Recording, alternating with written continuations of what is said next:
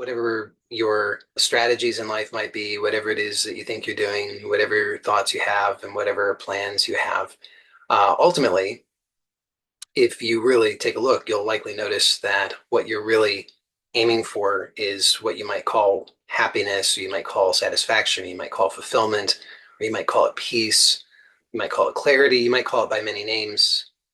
But that's really what you're looking for. And I would call that self-knowledge, to actually know who you are very, very deeply, to know who you are, to know that so thoroughly and so completely that you can actually have the experiences that you're looking for, whether you call that happiness or fulfillment or peace or whatever else. I'm proposing that that comes from actual self-knowledge. And that knowledge is not just book knowledge. It's not just the information, because as I've said many times, I could give you the answer and you already know the answer. You know the answer intellectually. At least most of you probably know the answer intellectually. But that intellectual answer does not give you what you're really looking for, because the real knowledge is something that is actually embodied or has a practical application level to it. So it's something that you really truly know, not just something that you've read or heard. It'd be like, if you know how to tie your shoes, then you actually have that knowledge because you've done it. So you really know for sure that you can tie your shoes. It's not just something that you watched a YouTube video on. Because if you just watch the YouTube video, then that's not really going to ensure that you can actually tie your shoes. So the knowledge of yourself is like that. But somebody can give you that, as interesting as that might be, somebody can actually give you that information about who you really are. And yet, that does you very little good. It might be useful in some degree, to some degree, as a pointer, but ultimately, for it to be real knowledge, you actually have to put that into practice so that you really truly know it.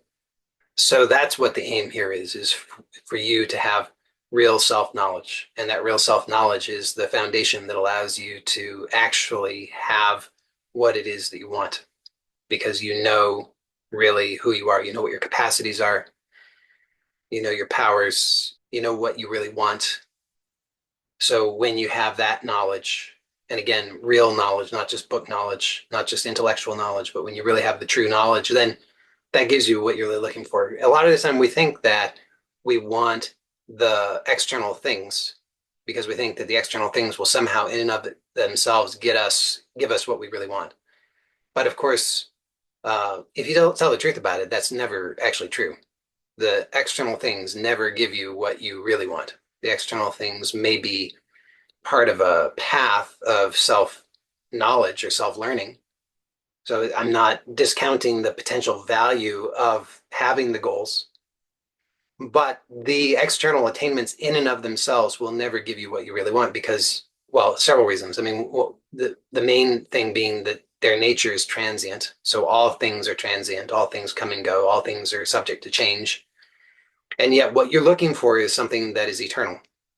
So that's, I think, kind of the fundamental reason why none of those things can ever give you what you really want, is because what you really want is eternal.